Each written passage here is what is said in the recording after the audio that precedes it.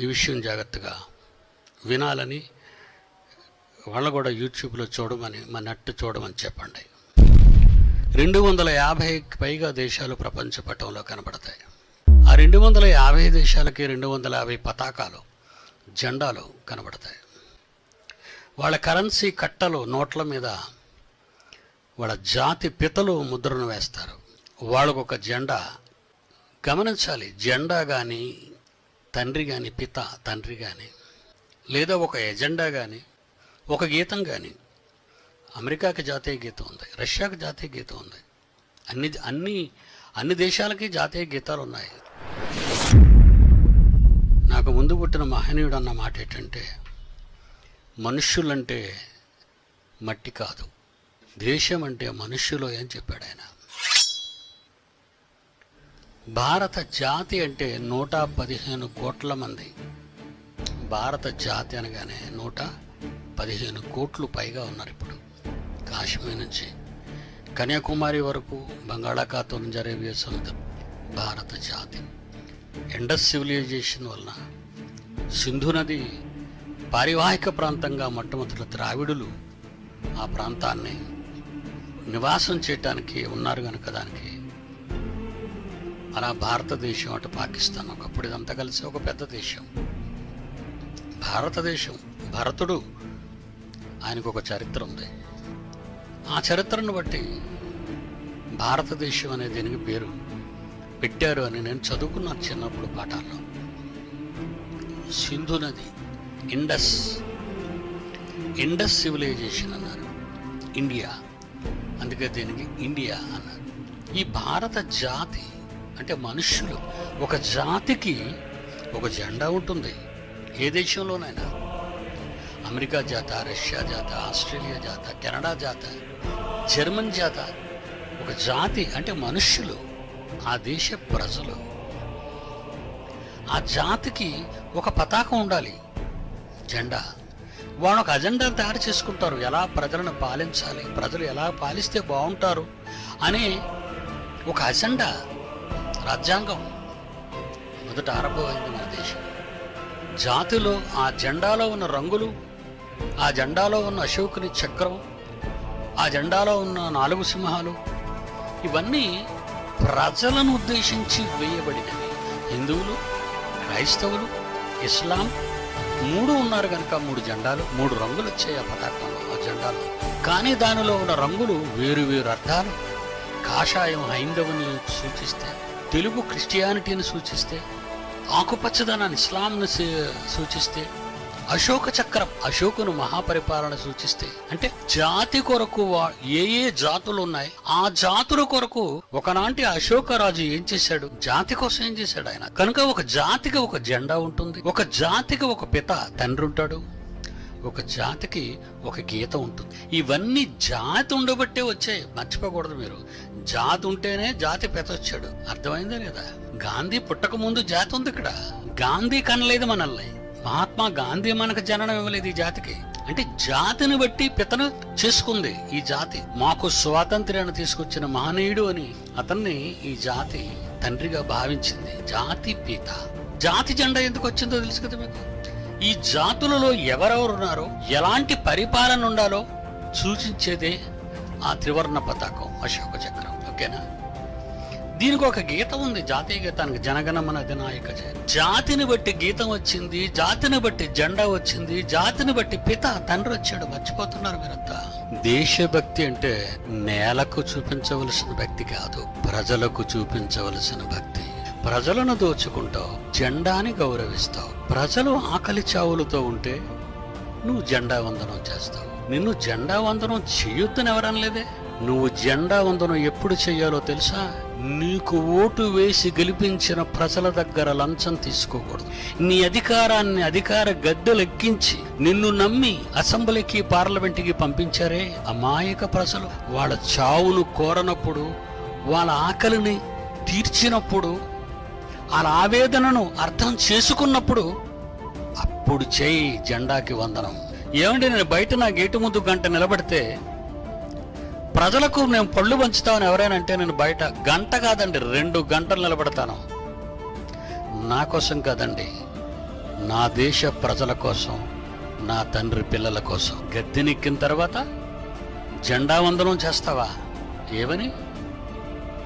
నువ్వు జాతిని గౌరవిస్తున్నావా? జాతిని చంపుతున్నావా? ప్రభుత్వ అధికారులు సెల్యూట్ చేసే ప్రతి ఒక్కరూ లంచం తీసుకోకుండా ఉంటేనే సెల్యూట్ చేయాలి జాతి పతాకానికి. అది జాతిని గౌరవించినట్లు. జెండాను గౌరవించడం అంటే అది. మూలాన్ని వదిలి గాలిలో ఎగురుతున్న జెండాకు వేషధారణతో సెల్యూట్ చేయడం దేశభక్త, జాతి మీద భక్త? మన వాళ్ళకే జాతి మీద భక్తి అంటూ ఉంటే ప్రతి ప్రభుత్వ కార్యాలయాల్లో లంచాలు తీసుకునేవారు ఉండరు. లంచాలు మరిగిన వారు ఎందరో జాతీయ పతాకానికి సెల్యూట్ చేసిన వాళ్ళే వాళ్ళంతా. జాతి గురించి అడగొద్దా? జాతి గురించి అడగమని చెప్పింది ఎవరో? మీరు చెప్తే నేను చెయ్యను. నా యేసు చెప్పాడు. ఏమనో తెలుసా? నేను మీ నిమిత్తము నా ప్రాణం పెట్టాను. నేను మీ నిమిత్తము నా ప్రాణం పెట్టాను. మీరేం చేస్తారో తెలుసా? నన్ను నమ్మిన క్రైస్తవులారా, మీరు మీ సహోదరుల కొరకు ప్రాణం పెట్టండి. నీ కళ్ళ ముందున్న వాడికి పట్టెడు అన్నం పెట్టలేని వాడివి, కనబడిన దేవునికి హుండీలో కోట్ల రూపాయలు వేయటానికి ఈ కోట్లాది రూపాయలు ఎక్కడ నుండి వచ్చినవని ఎవరైనా నేను అడుగుదురా? అడగరే. అది దేవుని అకౌంట్లోకి వెళ్ళిపోయిందా డబ్బు? ఆ తర్వాత మనుషులు నాయకుల అకౌంట్లోకి వెళ్ళిపోతుందో డబ్బు? ఎవరైనా దీన్ని నిలదీసి జాతికి ఇలా అన్యాయం జరుగుతుందని నన్ను ప్రశ్నించే వాళ్ళందరినీ నేను ప్రశ్నిస్తున్నాను. నీవెప్పుడైనా రోడ్డు ఎక్కగలిగావా? నువ్వెప్పుడైనా మైక ముందు ప్రజల మధ్య మాట్లాడగలిగావా? ప్రజలకు న్యాయం చేయాలని అనుకోగలిగావా? జాతి పిత మహాత్మా గాంధీ ఏమి గౌరవించింది దేశం? జాతి పిత కోరిక ఒకటి చెప్పాడు. అర్ధరాత్రి పూట ఆడది తన ఇంటికి క్షేమంగా వెళ్ళాలి. మద్యం అనేది మనిషిని మత్తులో ముంచుతుంది గనక మద్యం నిషేధించాలి అని.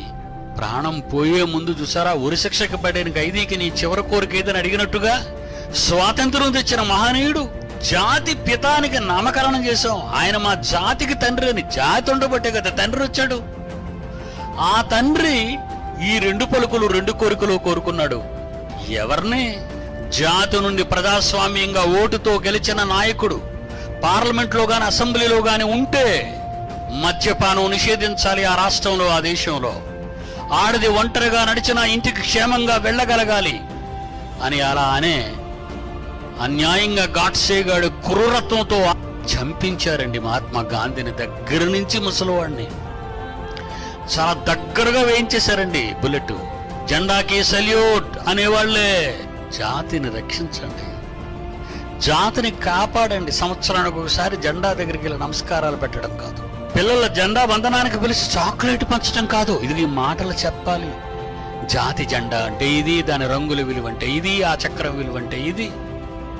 నేటి బాలలే రేపు పౌరులనే ఈ మాటలాడే ముందు రేపు మీరు లంచగొడ్డులు కాకూడదు. రేపు మీరు నాయకులే ప్రజా ధనాన్ని కొల్లగొట్టకూడదు. రేపు మీరు గొప్పవారే, జాతికి న్యాయం చెయ్యాలి. అప్పుడు చేయి జాతికి salute. That is original salute. ఎందుకు రాయి దురాలోచన? మంచిని ఆలోచించండి. నీ పొరుగువాడు ఆకలితో ఉన్నాడో, బాధల్లో ఉన్నాడో, అనారోగ్యంతో ఉన్నాడో ఒక్కసారి చూడు, పరామర్శించు. నా దేవుడు ఏమన్నాడో చెప్తే వింటావా నువ్వు? నీ కంటికి కనిపించే నీ తమ్ముణ్ణి, అన్నను, అక్కను, చెల్లిని ప్రేమించలేని నీవు కంటికి కనిపించని దేవునిని ఎలా ప్రేమిస్తావని అడిగాడు దేవుడు ప్రశ్న మనిషిని. యోహాను రాసిన మొదటి పత్రిక 4వ అధ్యాయము 20వ వచనం. ఎవడైనా నేను దేవుణ్ణి ప్రేమించుచున్నాను, నేను జెండాను ప్రేమించుచున్నాను, నేను జాతిపితను ప్రేమించుచున్నాను, నేను జాతి గీతాన్ని ప్రేమించుచున్నానని చెప్పుకున్న వారులారా, తన సహోదరుని ద్వేషిస్తే అతడు అబద్ధికుడు. తాను చూచిన తన సహోదరుని ప్రేమింపని నీవు తాను చూడని దేవుణ్ణి ప్రేమించలేదు. మాయంతా మాయ, మనిషి మాయ, మతం మత్తు, డబ్బు దగ. జాతిని గౌరవిస్తున్నావా? జాతి పితను గౌరవిస్తున్నావా? జాతీయ గీతాన్ని గౌరవిస్తున్నావా? ఏర్పాటు చేసుకున్న నువ్వే జాతి పితని గాని, జాతి గీతాన్ని గాని, జాతి పతాకాన్ని గాని, జాతి ఎజెండాని గాని గౌరవించని నీవు అసలు భారతీయ సిటిజన్ ఆఫ్ ఇండియా? జాతీయ పతాకానికి సెల్యూట్ కొట్టే అర్హత నీకు లేదు. అన్యాయం, అక్రమం, దోపిడీ. ఏంటండి ఇదంతా? ఎందుకు ఇదంతా? ఎవరైనా అడగగలుగుతున్నారా? భారతీయులకు గూడుండాలి, గూడు భారత కావాలా? గూళ్ళు ఉండాలి ఉండడానికి, గుడ్డలు ఉండాలి కట్టుకోవడానికి, బ్రతకటానికి ఫుడ్ ఉండాలి, తిండి ఉండాలి. దేవుని పిల్లలారా, నా ప్రియమైన భారతీయులారా, నా అన్నలు, నా అక్కలు, నా చెల్లెళ్ళు, తల్లులు, తండ్రులు అందరికీ తల వంచి నమస్కరిస్తున్నాను. ఈ మాయదారి మాటలు, మాయదారి వీడియోస్, మాయదారి వాట్సాప్లు, మాయదారి ఫేస్బుక్లు, న్యూస్లు నమ్మకండి. మోసపోతారు వాళ్ళు. మీరు మోసపోతారు. లేనివి కల్పిస్తున్నారు వీళ్ళు. ఈ టెక్నాలజీలో లేనివి అనలేనివి చెప్తున్నారు, చూపిస్తున్నారు. ఎక్కడో ఉన్న కొండని, ఎక్కడో పారుతున్న సెలయేరుని, ఎక్కడో ఉన్న మహాసముద్రాన్ని, మూడింటిని ఒకేసారి క్లిప్పులో పెట్టేస్తారు. మోసగాళ్ళు వాళ్ళు. డేంజరస్ మీడియా, బూతులు మీడియా, రాక్షస మీడియా. వద్దండి, వీటిని నమ్మకండి. నీ గొప్పతనాన్ని నువ్వు నిరూపించుకో. నువ్వు ఒక ఇండియన్ సిటిజన్ అని నిరూపించుకోవడానికి 10 మందికి అన్నం పెట్టు. నువ్వు ఇండియన్ సిటిజన్ అని నిరూపించుకోవడానికి నీ ప్రక్కనున్నవాడు ఆరోగ్య పరిస్థితి ఎలాగుందో ఒకసారి చూడు. ఒకసారి ప్రభుత్వ ఆసుపత్రులకు వెళ్ళి చూడు. ఒకసారి కార్పొరేట్ ఆసుపత్రులకు వెళ్ళి చూడు.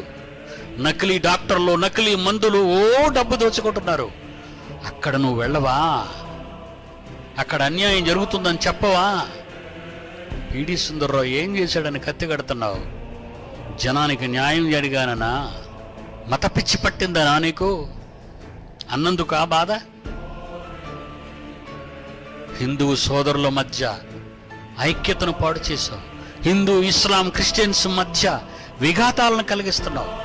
జాతి పితని మహాత్మునికి అన్యాయం చేశావు.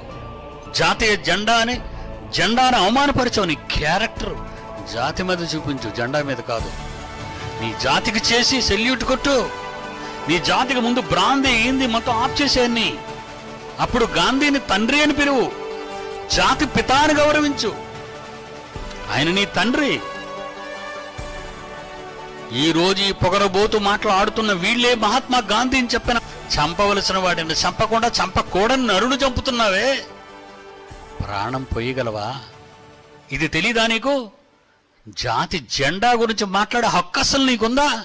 ఒకవేళ జాతి జెండాకి గురించి నాకు తెలియదు నువ్వు అనుకుంటే ఐ ఛాలెంజ్ యూ. నిన్ను సవాలు చేస్తున్నాను. ఫేస్బుక్ కాదురా చిట్టి కన్నా పిరికి పంద. Face to face. That is real war. మనగాడు, మగాడు, భారతీయుడు పిడి సుందర్రావులో చూద్దుగానే. God bless you.